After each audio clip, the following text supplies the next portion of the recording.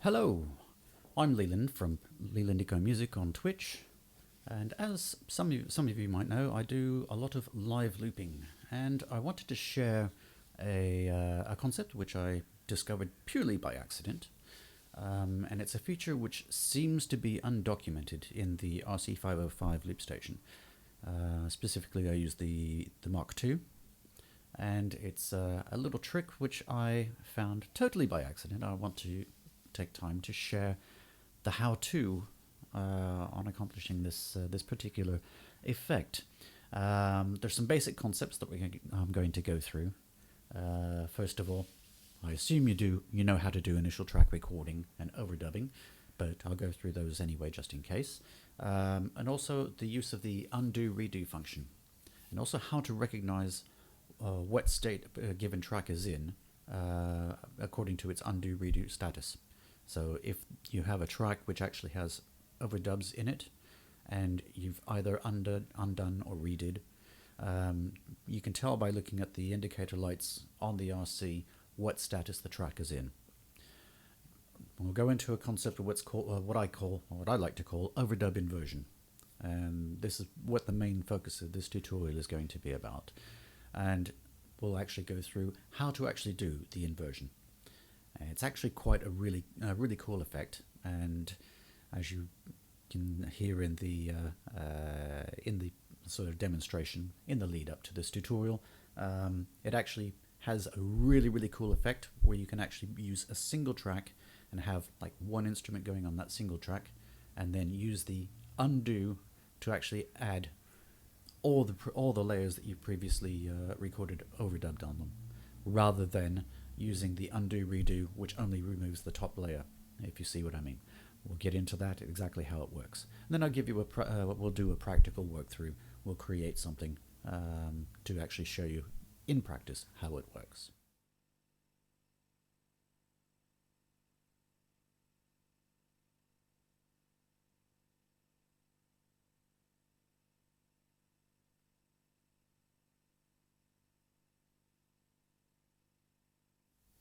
Okay, first of all, we're going to get into the initial track recording.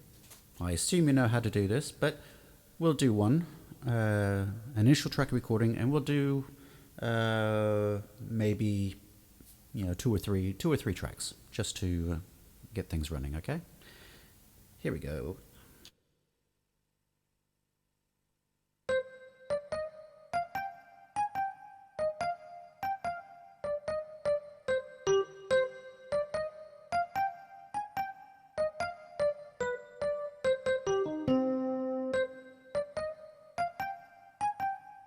There's the first track, and you can actually see up here. No, other side. There we go. I put this on track 5, the initial recording on track 5. So now I'm going to add. Let's see. We'll add a clav on track 4. I work backwards. Some people do track 1 to track 5, and I do backwards. I do track 5 and work backwards. I put basses and drums on track 1, but it depends.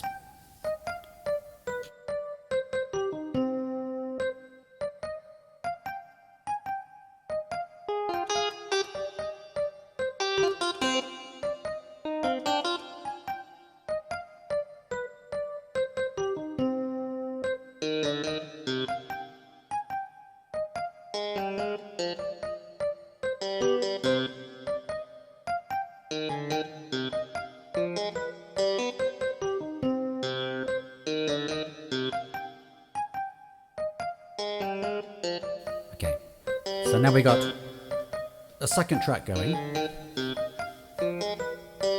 Just going to add maybe a bass in there. I'll put that on track 1.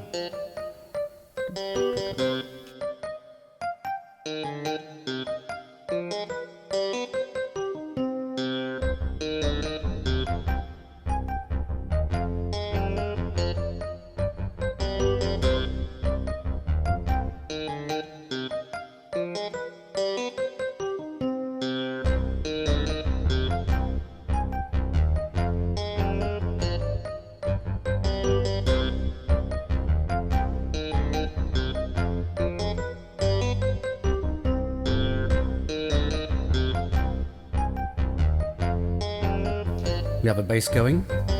And then I'll add some drums, but I'll put the drums on track 2, so we can actually later demonstrate this effect.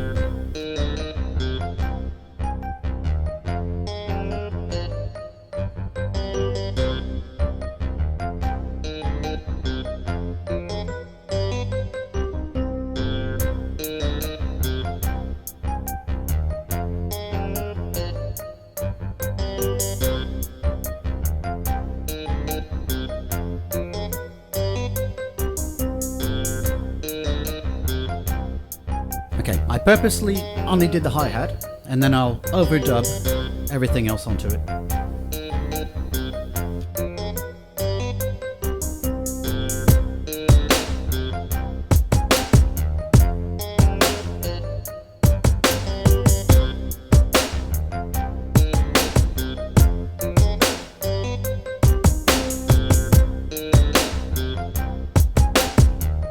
That's one more layer overdubbed. This will actually go into the second topic, actually, overdubbing the track. So you can see how we're overdubbing. Basically, every time you press record, I'm using foot pedals to control it, but every time you press record, it overdubs on the track.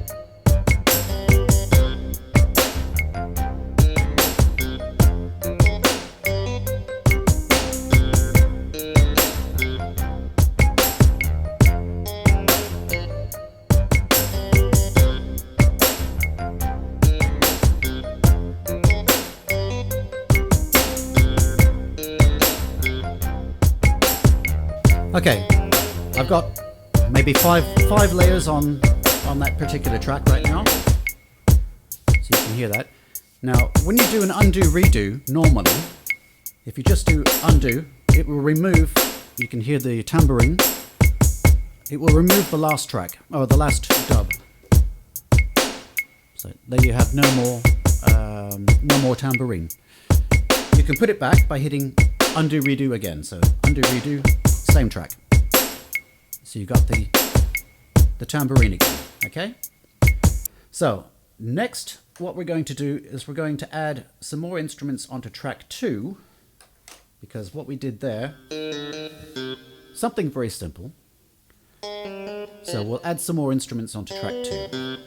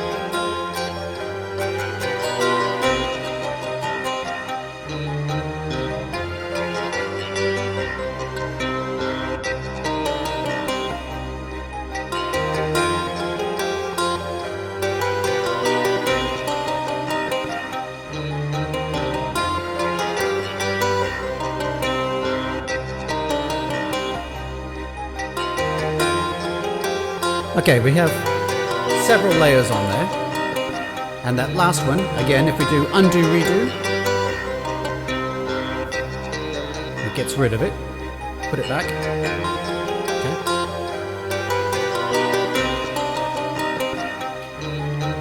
Okay, next bit is how to recognize the undo redo status. So if you look, okay, right now everything's stopped, but if you look, if you just hit the undo redo button, you'll see color. You'll see the buttons flashing. Okay, basically, if the buttons are green, it means sorry. It means you have all of the tracks going at the same time, okay? All of the layers. If you undo, redo, now bearing in mind that any track which only has one layer, it will either be green or red, it doesn't really matter. You can't undo something, you can't undo, redo something that's already recorded if there's only one layer. You can only undo the previous layer, or a layer that's added on top. If you want to undo any track that has already a single layer, then you actually have to erase the track. It's pretty straightforward. So now, if we just hit play, oops. So track 1, or track 5 in my case, only has this one instrument. So even if I hit undo, redo, changes, it doesn't change anything. So that's what I was referring to. But remember, here, okay, on track 4, so it's flashing red because it has all the layers except the last one. If I hit it, it adds that clav, which was the last layer that I added. Okay? So, remove it, put it back.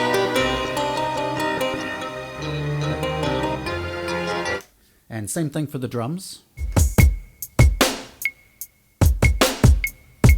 And then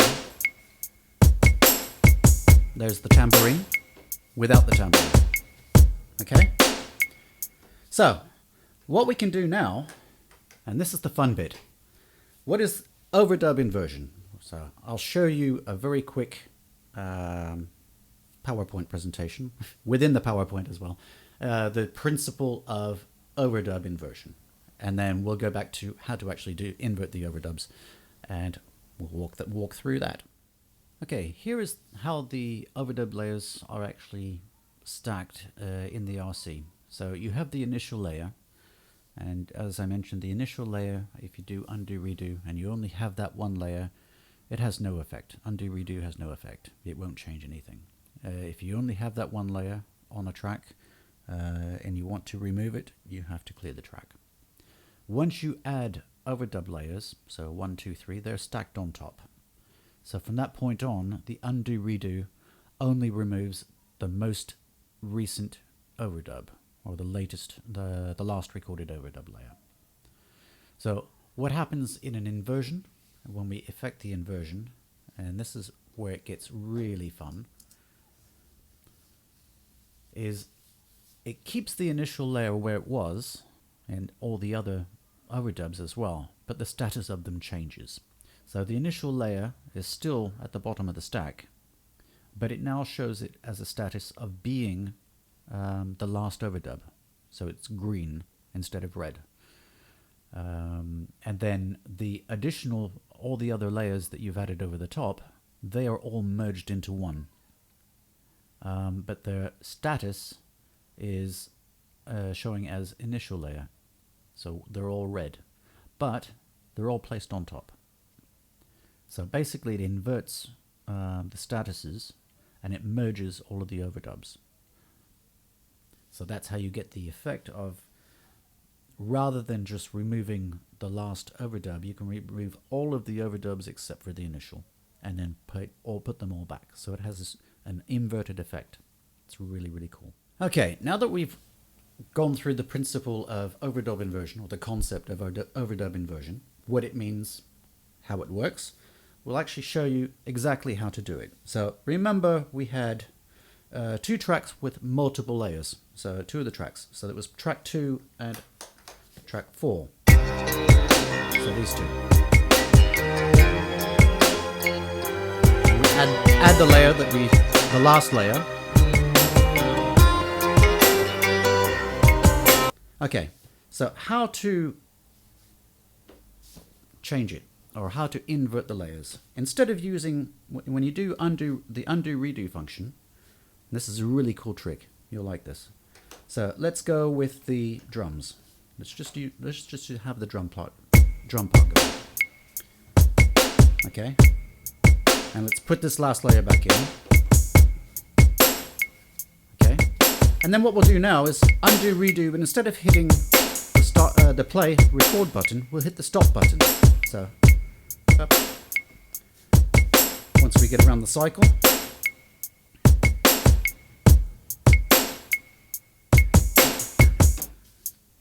so now we have only the hi-hat.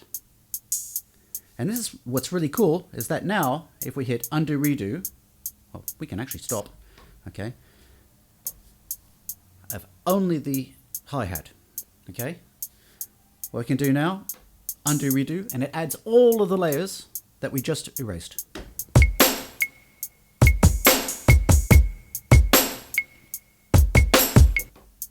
And remove it again. Okay, and going back to the status, when we looked at the overdub status, we now see that when we're in just the hi-hat, it's showing that it's already on the last dub, rather than when it's remember, when it's blinking red, it means there's other overdubs. So it's oh sorry, it is using. No, sorry. When it's red, it's hard to get your head around. When it's red, it means that there are other layers already over the top of it. But in this particular case, so like here on this one, it doesn't really matter on this one. We haven't. Okay, here we haven't inverted track 4 yet. So we do track 4. If we want to re-add that clav, and now it's blinking green, which means it's on the last layer. Okay, it's on the last layer. So let's remove that again. But looking at track 2 here, you'll see that it's blinking red, which means it thinks, even though...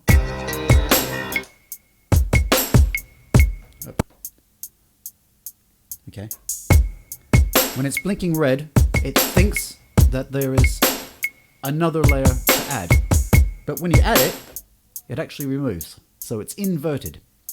That's the concept behind it. Okay? So what we'll do now is we'll do the same thing on track 4. So we'll invert track 4. So here we go. Undo redo button. And instead of play record, we do stop.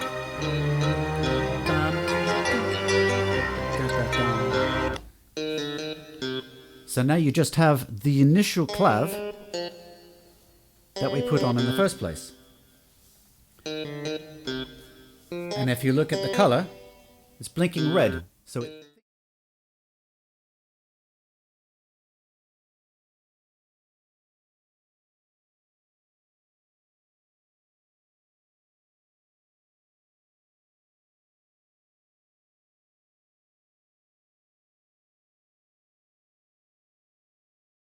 So it thinks that it is on the last, rather than that is the first. It thinks it's the first, which is really cool.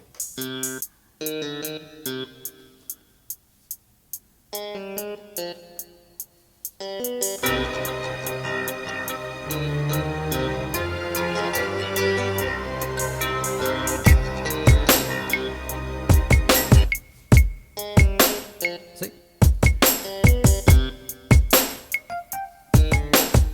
So now we can play around with it.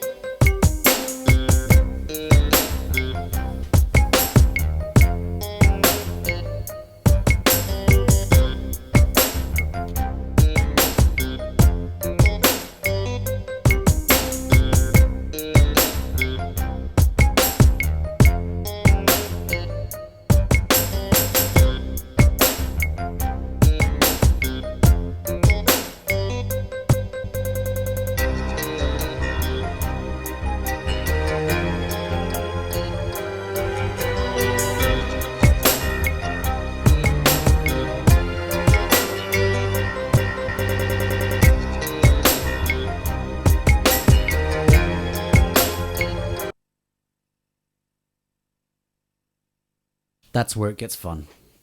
Okay, so there we go. And that was how to do it and the practical walkthrough. So, hope you enjoyed it. Hope it's useful. And as I say, I looked through the documentation. It appears to be an undocumented feature. So, I really don't know if it's true or not that it is an undocumented feature, but I can't find it in the documentation. But still, hope you enjoy. Hope you find it useful. It's useful for making, dropping back down to the initial recording, even though you've added several layers. If you just invert them, then the several layers is treated as if it was the initial, and then just the single is treated as an overdub by itself. So, hope you enjoy. Thanks for watching, and see you around.